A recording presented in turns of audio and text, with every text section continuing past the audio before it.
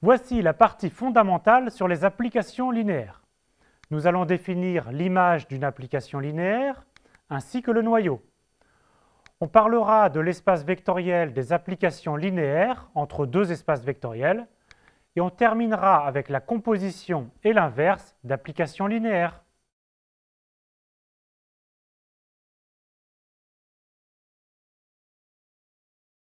Commençons par des rappels, soit E et F deux ensembles, et F une application de E dans F, soit grand A un sous-ensemble de E. L'ensemble des images par F des éléments de A est appelé l'image directe de A par F et est noté F de A. C'est un sous-ensemble de F. On a par définition F de A qui est l'ensemble des F de X pour X parcourant A. Dans toute la suite, E et F désigneront des K-espaces vectoriels et F de E dans F sera une application linéaire. Dans ce cadre, F de E s'appelle l'image de l'application linéaire F et est notée image de F. Voyons quelle structure a l'image d'un sous-espace vectoriel. Si E' est un sous-espace vectoriel de E, alors F de E' est un sous-espace vectoriel de F. Autrement dit, l'image d'un sous-espace vectoriel par une application linéaire est un sous-espace vectoriel. Et le cas qui nous intéresse le plus, c'est l'image. On a aussi que image de F est un sous-espace vectoriel de F. C'est une conséquence du premier point, car image de F est égale à F de E. Enfin, par définition de l'image directe, F est surjective si et seulement si image de F est égale à F. Donc pour savoir si une application, en particulier une application linéaire, est surjective, on étudie son image.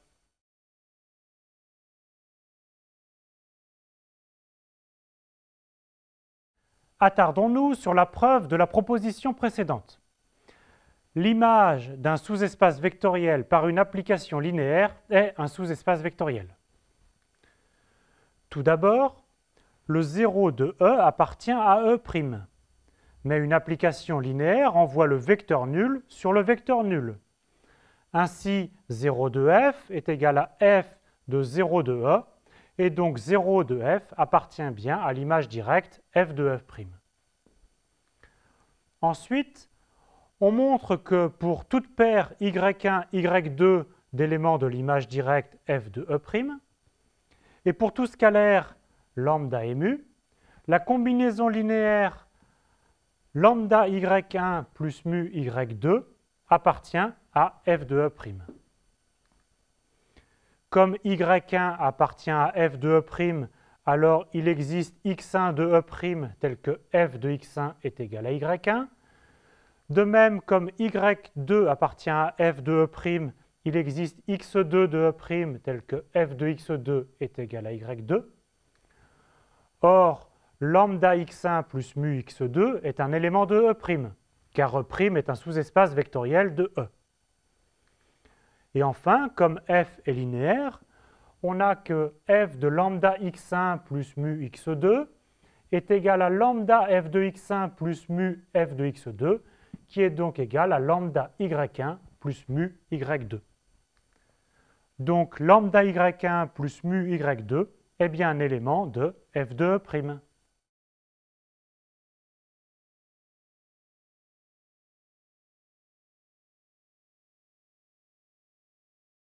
Passons à une notion plus délicate, celle du noyau d'une application linéaire. Soit E et F deux K-espaces vectoriels, et F une application de E dans F, une application linéaire. Le noyau de F est l'ensemble des éléments de E dont l'image est 0 de F. Le noyau est noté ker F. Par définition, le noyau ker F est donc ker F, c'est l'ensemble des x de E tel que f de x est égal à 0 de f. Autrement dit, le noyau est l'image réciproque du vecteur nul de l'espace d'arrivée, ker f est égal à f-1 de 0 de f. Comme l'image, le noyau est un sous-espace vectoriel.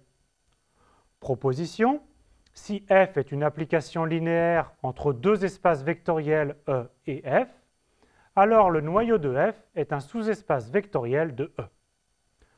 Prouvons-le. Tout d'abord, ker f est non vide, car f de 0 de E est égal à 0 de F, donc 0 de E appartient à ker f. Soit maintenant x1 et x2, deux vecteurs du noyau, et soit lambda et mu, deux scalaires. Il s'agit de montrer que lambda x1 plus mu x2 est encore un élément du noyau. Pour cela, calculons f de lambda x1 plus mu x2. Comme f est linéaire, alors f de lambda x1 plus mu x2 est égal à lambda f de x1 plus mu f de x2. Et comme x1 et x2 sont dans le noyau, cela fait lambda fois 0 de f plus mu fois 0 de f. Et donc f de lambda x1 plus mu x2 est égal à 0 de f. Ce qui est exactement dire que lambda x1 plus mu x2 est un élément du noyau.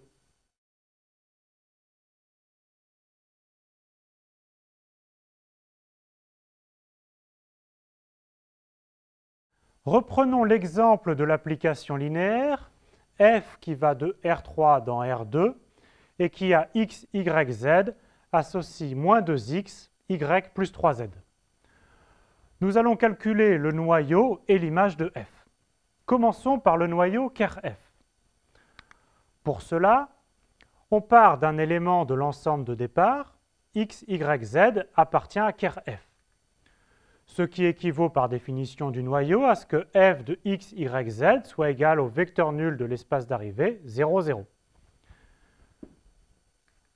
Par définition de f, f de x, y, z est égal à 0, 0 équivaut à ce que moins 2x, y plus 3z soit égal à 0, 0.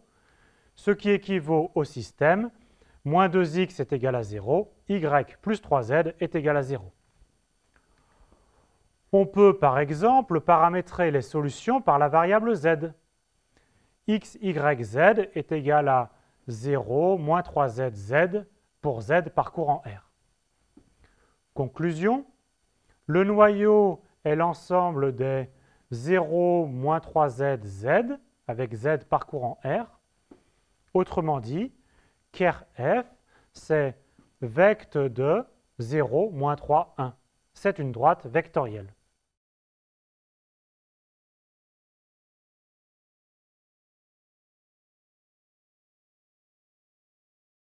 Calculons maintenant l'image de f. Pour cela, on fixe un élément x', y' de l'espace d'arrivée et on regarde s'il peut s'écrire comme l'image d'un élément de l'ensemble de départ. x', y' est égal à f de x, y, z, si et seulement si moins 2x, y plus 3z est égal à x', y'. Ce qui équivaut au système, moins 2x est égal à x', y plus 3z est égal à y', où les inconnus sont x, y et z. On peut prendre par exemple x est égal à moins x' sur 2, y' est égal à y et z est égal à 0. Conclusion, pour n'importe quel x', y' de R2, on a que f de moins x' sur 2, y', 0 est égal à x', y'. Donc l'image de f est R2, ce qui signifie que f est surjective.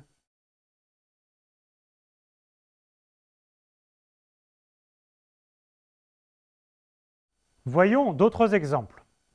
Soit grand A une matrice à n lignes et p colonnes, et soit petit f qui va de R puissance P dans R puissance N, l'application linéaire définie par f de x est égale à a fois x.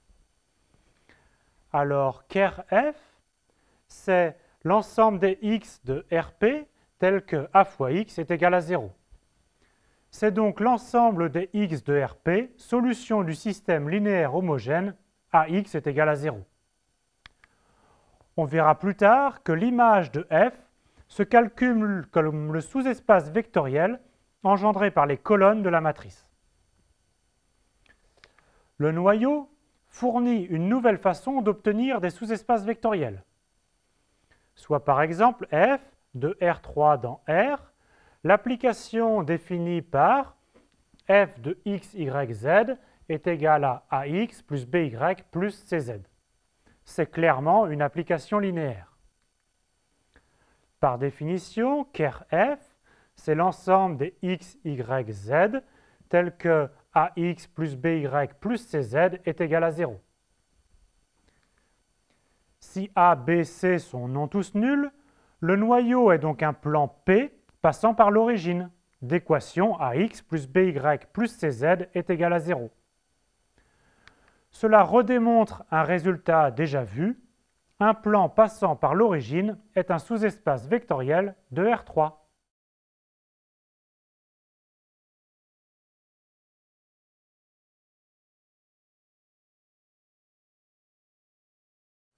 Nous allons voir que le noyau permet de caractériser les applications linéaires injectives, soit E et F deux cas espaces vectoriels, et F une application linéaire de E dans F.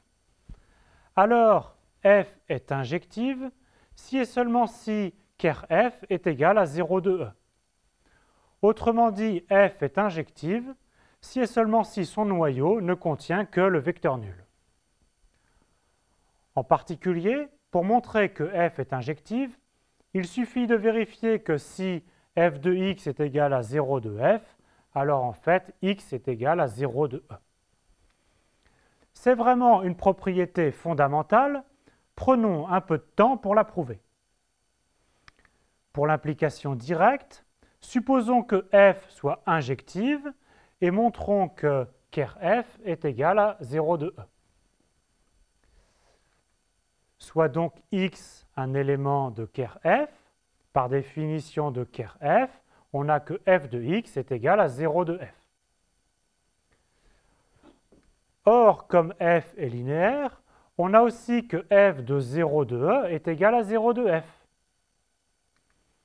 On vient d'obtenir l'égalité f de x est égal à f de 0 de e. Mais comme f est injective par hypothèse, on en déduit que x est égal à 0 de e. Et ainsi, ker f ne contient que le vecteur nul. Réciproquement, supposons maintenant que ker f est réduit au vecteur nul. Il s'agit de montrer que f est injective. Soit x et y deux éléments de e, tels que f de x est égal à f de y. Autrement dit, on a que f de x moins f de y est égal à 0 de f. Mais f est une application linéaire. Alors, f de x moins y est égal à 0 de f.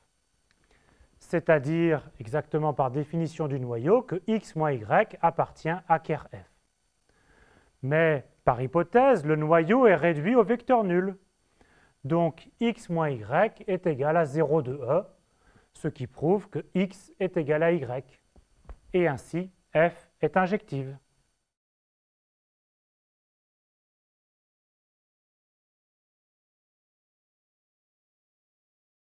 Considérons pour n plus grand que 1 l'application f qui va de Rn crochet x dans Rn plus 1 crochet x et qui a un polynôme p de x associe x fois p de x.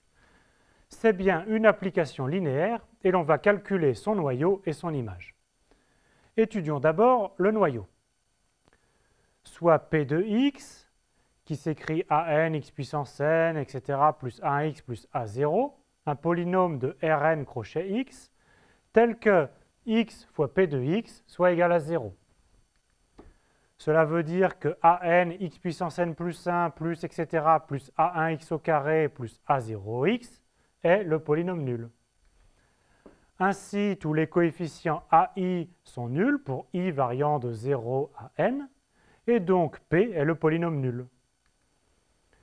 Le noyau de f est donc réduit au polynôme nul, ce qui implique que f est une application linéaire injective. Passons à l'image. L'espace image de f est l'ensemble des polynômes de Rn plus 5 crochet x dont le terme constant est nul. Image de f, c'est vecte de x, x au carré, etc. jusqu'à x puissance n plus 1. Attention, il n'y a pas le polynôme constant égal à 1 dans ce vecte. Conclusion, f est injective, mais n'est pas surjective.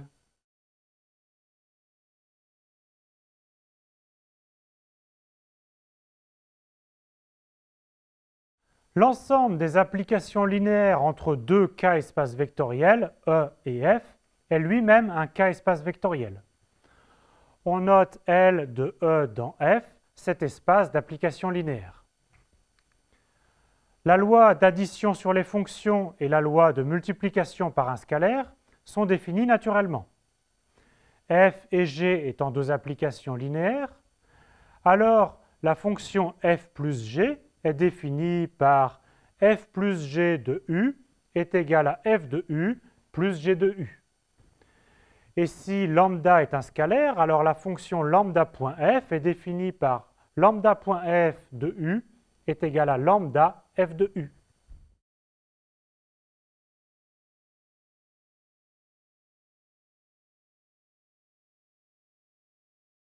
Les applications linéaires peuvent se composer.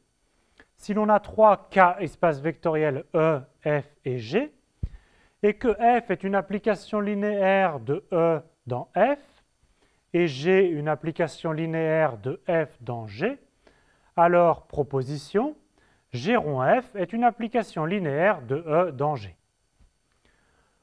Le cas des endomorphismes est intéressant. Rappelons qu'un endomorphisme de E est simplement une application linéaire de E dans E. L'espace de départ et l'espace d'arrivée sont les mêmes. Cette proposition implique que le composé de deux endomorphismes de E reste un endomorphisme de E. En termes savants, la loi de composition rond est une loi de composition interne sur L de E. Enfin, la composition des applications linéaires se comporte bien. G rond F1 plus F2 est égal à G rond F1 plus G rond F2. G1 plus G2 rond F est égal à G1 rond F plus G2 rond F. Et enfin, lambda G rond F est égal à G rond lambda F est égal à lambda G rond F.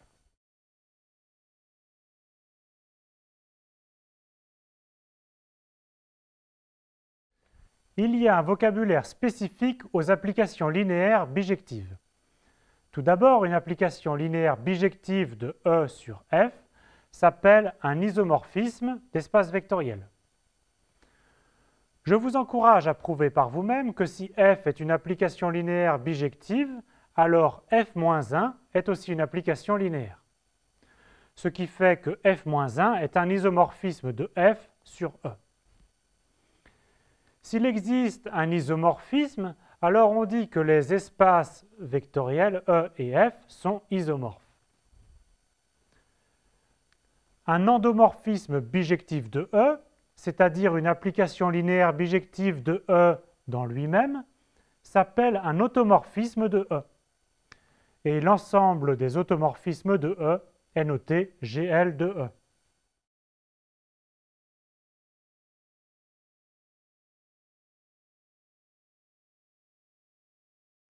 Soit f de R2 dans R2, l'application définie par f de xy est égale à 2x plus 3y, x plus y. Il est facile de prouver que f est une application linéaire. Pour prouver que f est bijective, on pourrait calculer son noyau et son image. Mais ici, nous allons calculer directement son inverse. On cherche à résoudre f de xy est égal à x', y'. Cela correspond au système linéaire à deux équations et aux deux inconnus x et y. 2x plus 3y est égal à x', x plus y est égal à y'. On trouve que xy est égal à moins x' plus 3y', x' moins 2y'. On pose donc f-1 de x'y' est égal à moins x' plus 3y', x' moins 2y'. Et on vérifie aisément que f-1 est l'inverse de f. Et on note que f-1 est bien une application linéaire. Plus généralement, soit f de Rn dans Rn, l'application linéaire définie par f de x est égale à a fois x, où A est une matrice carrée de taille n. Si la matrice A est inversible, alors f est une application linéaire bijective, et réciproquement. En plus, f-1 est défini par f-1 de x est égal à a-1 fois x. Dans l'exemple précédent, cela correspond à grand X est égal à XY, grand A, la matrice 2, 3, 1, moins 1, et A-1 est la matrice moins 1, 3, 1, moins 2.